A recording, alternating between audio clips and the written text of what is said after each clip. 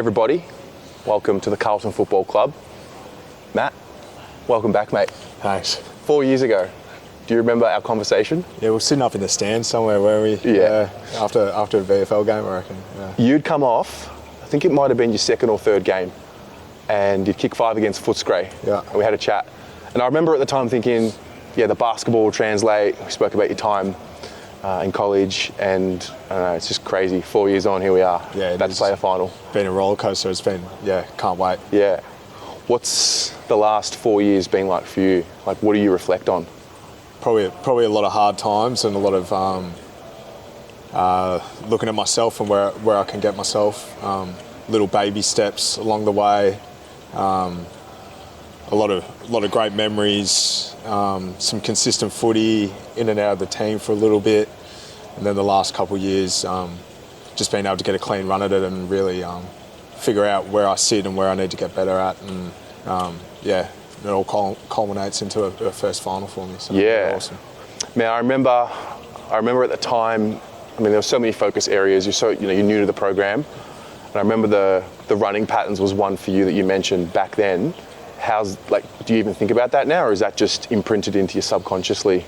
It's probably one of my strengths, to be honest. Yeah. Being able to read the play and pick up with my reaction time to rip towards goals and when to tick back up at it. But definitely still think about it, and something that's your A1 strength. You probably focus on it a lot. Still on that. Still on the pressure. Yeah. Still on trying to get my body in the best shape possible. The goals never change. They just sort of become more and more out of reach. Like you're chasing them. Yeah. I would say, I was talking earlier, I feel like you're now one of the marquee players when it comes to the VFL program, or just the development program of the club, given where you started and obviously, playing finals next week. Yeah. So what do you reflect on the development program here and what's it done for you? Probably owe my career to Daniel O'Keefe and Luke Power. That year in the hub was pretty tough for a lot of guys in my position who were still trying to develop into getting a chance to play AFL football. So I remember being in the hub and going out and kicking on extra days with Dan O'Keefe on a golf course. Having chats with them about where I need to get to, and then the last couple of years, Lukey Power in particular in the off-season, I've had clear goals that I want to get out of it, whether that's kicking or just general touch and whatnot. And he's been incredible for me. Yeah. The physicality, the body pressure, I think the other notion as well last time we spoke was around learning how to create space with your body. How's that go for you now?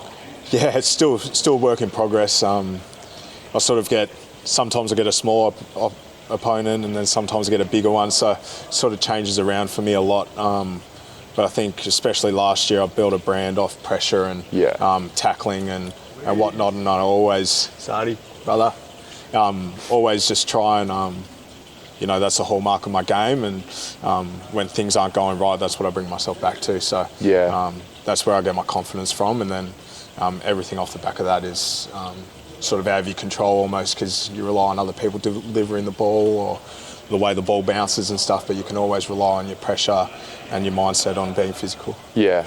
How do you explain focus? Like, how do you find your focus and how do you keep your focus throughout a game? Yes, it's hard. It's like, small forward, you touch the ball 10 to 15 times a game, and it's 120 minutes, so you're doing a lot of work that goes unseen, but Vossi makes a clear focus on what your role is for the team, and as small as you can always go back to getting to the forward ball, grounding your opponents to let Charlie, Harry, guys like Sauce, King fly the ball, and then putting yourself in opportunities where you can react quicker than your opponent.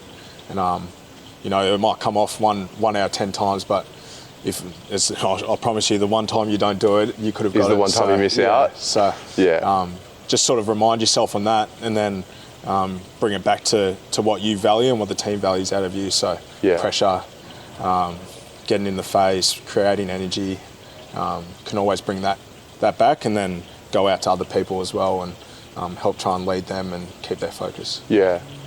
What about now where you are today and the learnings you had from your time in college, what do you draw on now with your professionalism or just your preparation or anything really? Probably biggest thing that I draw on is I know I'm not the biggest, I know I'm not the strongest, the quickest, but I know that I'll outwork everyone out there. Yeah.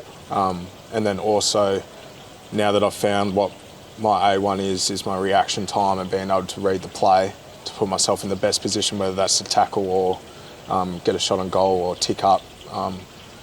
That's probably what I've learned, is trying to figure out where you sit in the team and what role you can play, and then go to town on it. Yeah. There's been a few times this year where we'll talk about it on the shows, and like your reaction time with Charlie, for example, he'll be up the field and you'll just find yourself in the right place further up the field. How do you get to that point where you're thinking on the same page? It's probably a lot of training together. Yeah. Especially Harry and Charlie are different players. Charlie likes to mark it, and he's such a cat-like on his feet that he wants to roll, and he's a booming kick, so he likes to roll and kick it long. So if I find myself in the middle, it's probably not going to get beaten in many one-on-one marks. Yeah. So I sort of a calculated gamble and just take off. Yeah. Whereas Harry likes to come off his mark and lower his eyes a little bit. So if he gets it, I'll probably tick back up at him.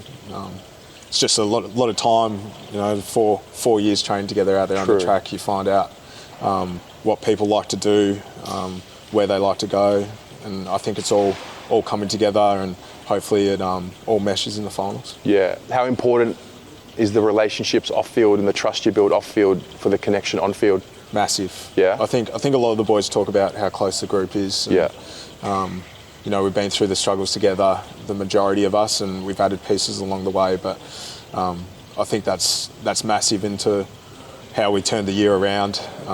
People talk about going down to Eds, but that's just sort of like what the group's like. Yeah. And then, it definitely translates, and I hope the fans can see the love that we have for each other, and then also how proud we are of each other for their achievements. Yeah. Well, touching on that, it's a good segue, because you've got this trademark now of the passion that you show. Yeah. This is not something that was happening just in the AFL. I've seen you tug on the jumper in the VFL where there hasn't been many people.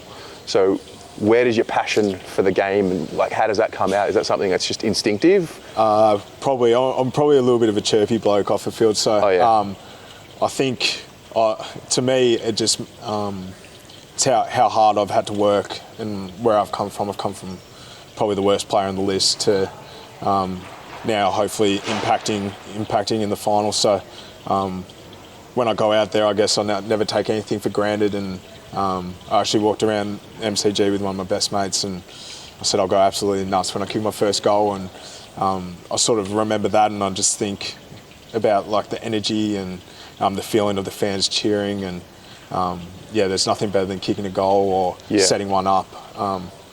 So I guess that passion comes out in all the hard work that I've done to get myself to that point, and probably a point at one time or another I didn't think I was going to get. So I just absolutely love the energy out there, and the boys seem to like it too, even though they get off me a little bit sometimes. It's funny because we the fans on this side of the fence, it's been a long time, obviously, about to play in our first final with this group.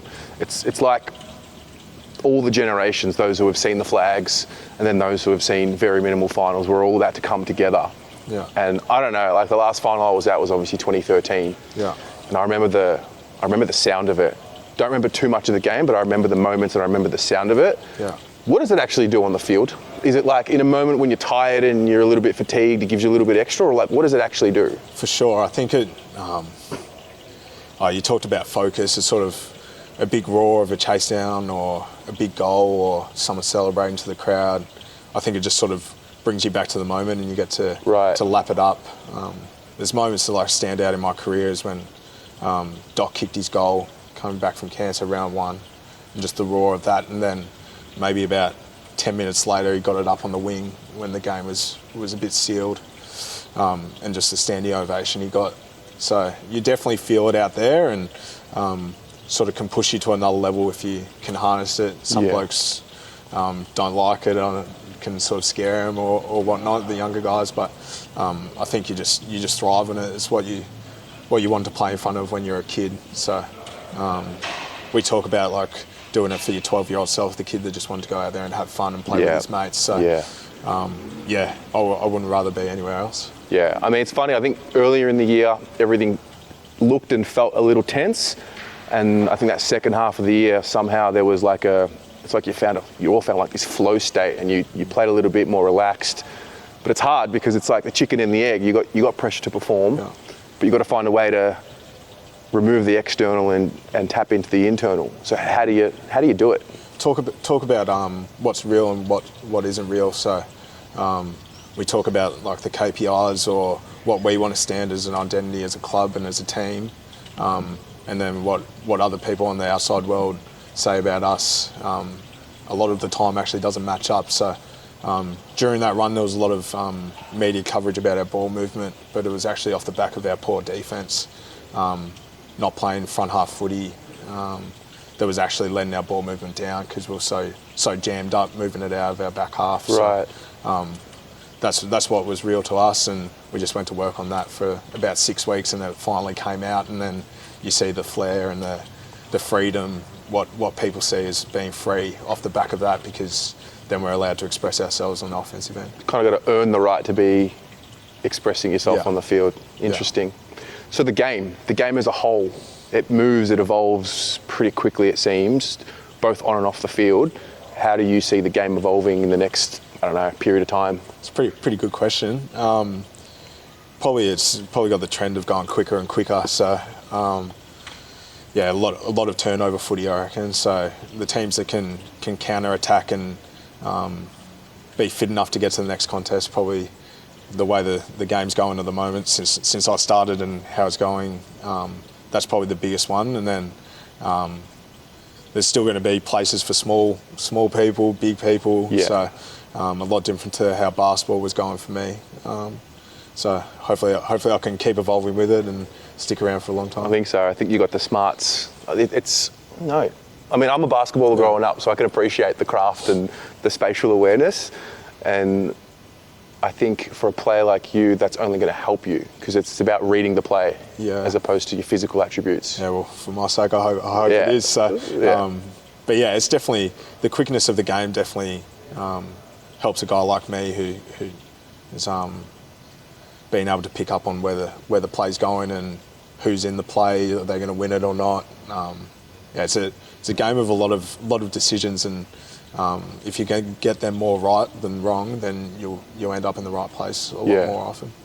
Well, mate, I want to congratulate you on where you've gotten to this far. Obviously, a lot more to go. Yeah. Long career ahead of you, and wish you all the best for the final series and hopefully many more years of sustained success. And can't wait. Thanks for being here, man. Thank you very much. Appreciate it. Thank you.